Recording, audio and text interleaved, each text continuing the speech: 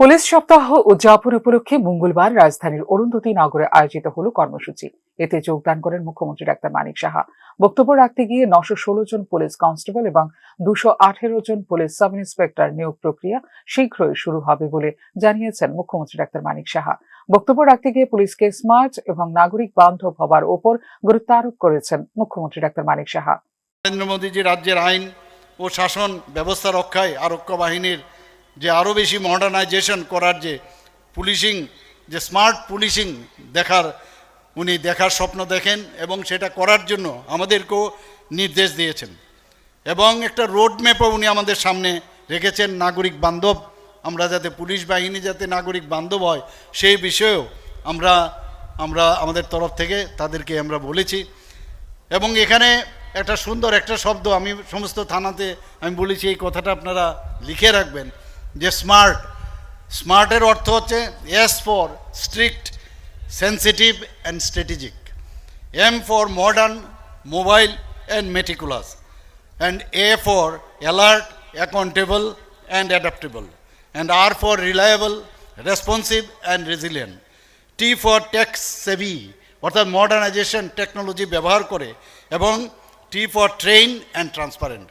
এই যে স্মার্ট, যদি আপনারা এই শব্দটা আপনারা জানেন এবং এটার প্রতিটা যে আমি মিনিংগুলো আমি বললাম মনে রাখার জন্য, সেগুলো যদি আপনারা করেন তাহলে প্রকৃতভাবে আপনারা সমস্ত মানুষের নাগরিক বান্ধব হবেন। আপনারা ত্রিপুরা পুলিশে কনস্টেবল পদে অলরেডি 953 জনকে গত মে মাসে তাদেরকে নিয়োগ করা হয়েছে। কনস্টেবল পদ প্রার্থীর মধ্যে 318 জন মহিলা এবং 635 জন পুরুষ হয়েছে। রাজ্যের আইন ব্যবস্থার উন্নয়নে আরও রাজ্যে সামগ্রিক অপরাধ গত 2 দশকে সর্বনিম্ন 8.6% হ্রাস পেয়েছে বলে জানিয়েছেন মুখ্যমন্ত্রী।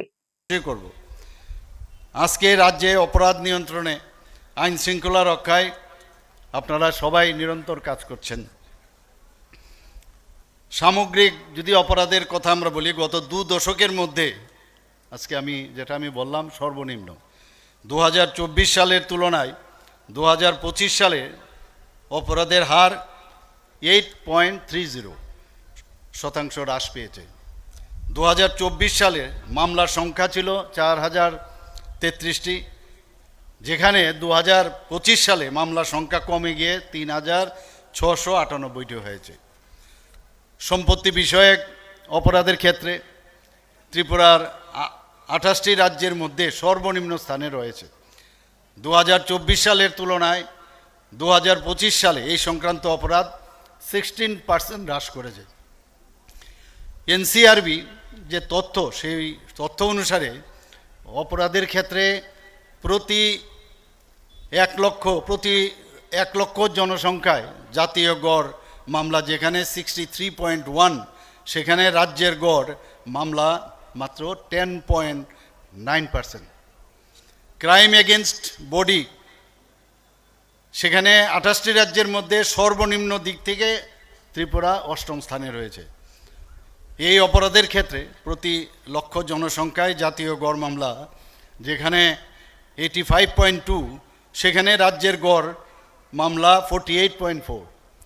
2024 সালের তুলনায় 2025 সালে এই সংক্রান্ত অপরাধ 14.55% হ্রাস পেয়েছে। মহিলাদের বিরুদ্ধে অপরাধের ক্ষেত্রে এটা কিন্তু আমাদের চোখে আঙ্গুল তুলে দেখিয়ে দেয় যে মহিলাদের যখনই কোনো জায়গায় মহিলাদের আইন শৃঙ্খলা ঠিক আছে কিনা, সেটার উপর ভিত্তি করে বোঝা যায় এই রাজ্যের আইন শৃঙ্খলা কীরকম। সেখানে আমরা দেখতে পাচ্ছি যে আমরা কিন্তু এখন সর্বনিম্ন 11তম স্থানে রয়েছি। এই অপরাধের ক্ষেত্রে প্রতি লক্ষ জনসংখ্যায় জাতীয় গড় মামলা যেখানে 66.2, সেখানে রাজ্যের গড় 38.7। অপরাধ এবং অপরাধীদের জন্য নতুন প্রযুক্তি এবং প্রশিক্ষণের ক্ষেত্রে কেন্দ্রীয় গৃহ মন্ত্রকের সহায়তা নেওয়া হচ্ছে বলে জানিয়েছেন মুখ্যমন্ত্রী। মাদক বাজেয়াপ্ত এবং ধ্বংসের ক্ষেত্রে 94.71% বৃদ্ধি হয়েছে। এছাড়া আগরতলা পুর নিগম এবং আগরতলা পুর নিগমের বাইরে পুলিশের রেসপন্স টাইম যথাক্রমে 75% এবং 50% হ্রাস পেয়েছে বলেও জানিয়েছেন মুখ্যমন্ত্রী। মাদক বাজেয়াপ্ত এবং আন্তঃসীমান্ত অনুপ্রবেশের ক্ষেত্রে উল্লেখযোগ্য ভূমিকা পালন করছে স্পেশাল টাস্ক ফোর্স বলে এদিনের অনুষ্ঠানে জানিয়েছেন মুখ্যমন্ত্রী। পুলিশি সেবায় উল্লেখযোগ্য অবদানের জন্য এদের নির্বাচিত পুলিশ কর্মীদের পদক দিয়ে সম্মাননাও জ্ঞাপন করেন মুখ্যমন্ত্রী doctor Manik Saha. Bureau report, news নাও।